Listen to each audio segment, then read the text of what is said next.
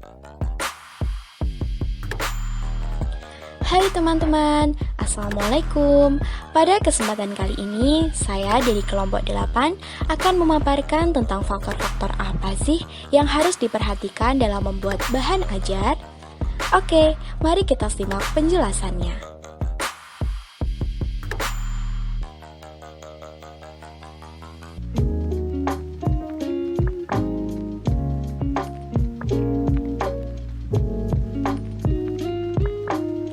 Jadi teman-teman, ternyata terdapat setidaknya 7 faktor yang harus diperhatikan dalam membuat bahan ajar, yaitu kecermatan isi, ketepatan cakupan, ketercenaan atau keterbacaan, penggunaan bahasa, perwajahan atau pengemasan, ilustrasi, dan kelengkapan komponen.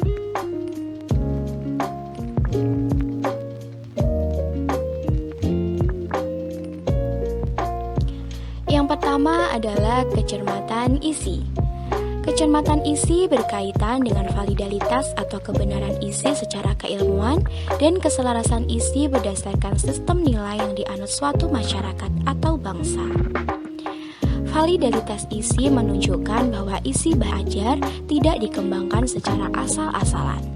Dengan demikian, isi bahan ajar dapat dipertanggungjawabkan secara ilmiah atau benar dari segi keilmuan. Sedangkan keselarasan isi berarti kesesuaian isi bahan ajar dengan sistem nilai dan falsafah hidup yang berlaku dalam negara dan masyarakat. Bahkan, bahan ajar menjadi sarana untuk penyampaian sistem nilai tersebut dan pembelajaran merupakan upaya pelestarian sistem nilai tersebut. Dengan demikian, jika ada bahan ajar yang mengabaikan sistem nilai tersebut, maka bahan ajar ini tidak tepat.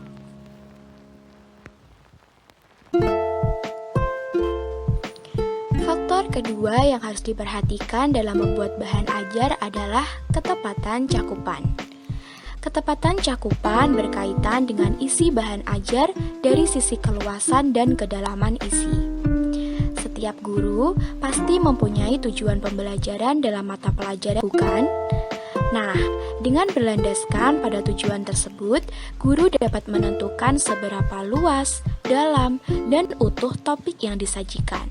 Setelah itu, baru dibuat bahan ajar dengan materi pokok dan komponennya berdasarkan materi yang telah ditentukan tersebut.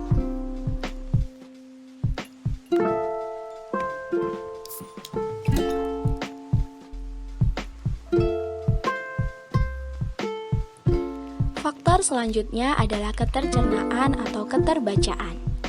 Hal ini berarti bahan ajar yang dibuat harus dapat dicerna, dipahami, diserap, dimengerti isinya oleh peserta didik dengan mudah.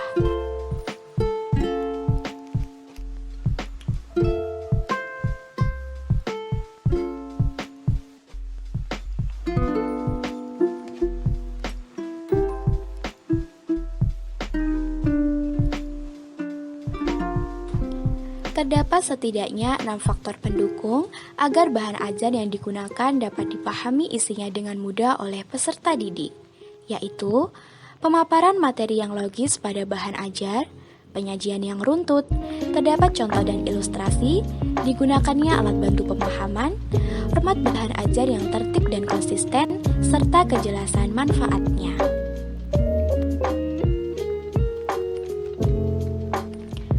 Faktor keempat yang harus diperhatikan dalam membuat bahan ajar adalah penggunaan bahasa.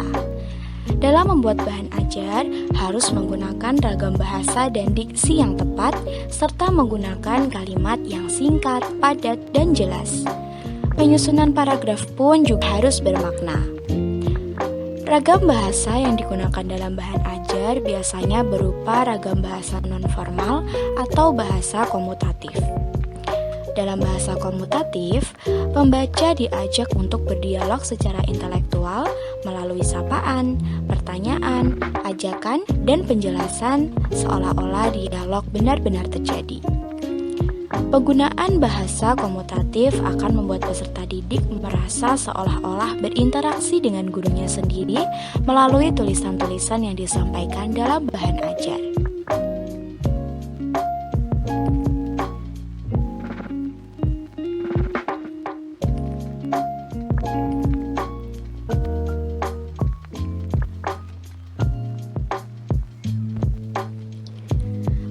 selanjutnya adalah perwajahan atau pengemasan. Perwajahan atau pengemasan berperan dalam perancangan atau penataan letak informasi dalam satu halaman cetak, serta pengemasan dalam paket bahan ajar multimedia. Perwajahan juga meliputi penyediaan alat bantu belajar dalam bahan ajar, sehingga bahan ajar dapat dipelajari peserta didik secara mandiri.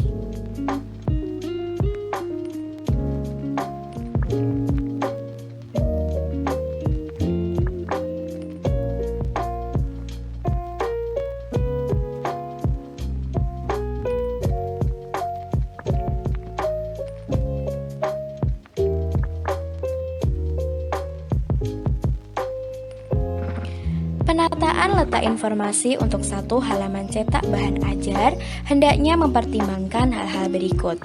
Yang pertama, hendaknya narasi atau teks pada bahan ajar tidak padat atau terlalu panjang karena akan membuat peserta didik lelah membacanya. Yang kedua, sediakan daerah kosong untuk mendorong siswa mencoret-coret daerah kosong tersebut dengan rangkuman atau catatan yang dibuat siswa. Yang ketiga, padukan grafik, poin, dan kalimat-kalimat pendek, tetapi jangan terus-menerus sehingga menjadi membosankan. Yang keempat, gunakan sistem paragraf yang tidak rata pada pinggir kanan karena paragraf seperti ini lebih mudah dibaca. Dan yang kelima, gunakan grafik atau gambar hanya untuk tujuan tertentu. Jangan gunakan grafik atau gambar jika tidak bermakna. Dan yang keenam, gunakan sistem penomoran yang benar dan konsisten untuk seluruh bagian bahan ajar. Dan yang terakhir, gunakan dan variasikan jenis dan ukuran huruf untuk menarik perhatian, tetapi jangan terlalu banyak sehingga membingungkan.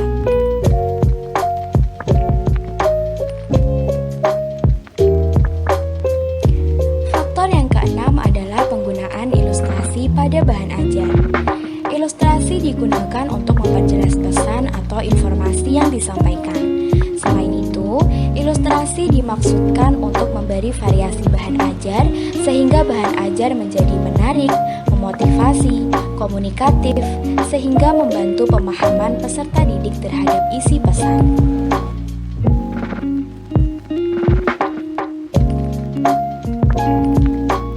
Terakhir yang harus diperhatikan dalam membuat bahan ajar adalah kelengkapan komponen.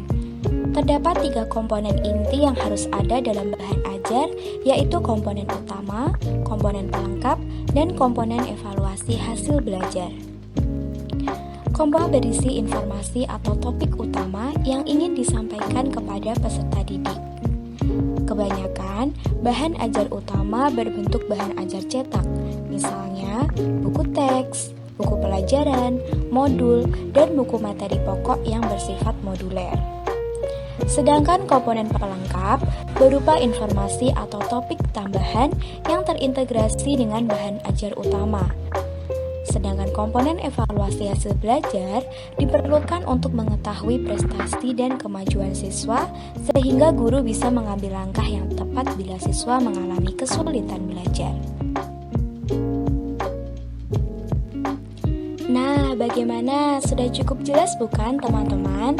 Sekian pemaparan dari kelompok 8. Terima kasih sudah menyaksikan. Wassalamualaikum warahmatullahi wabarakatuh.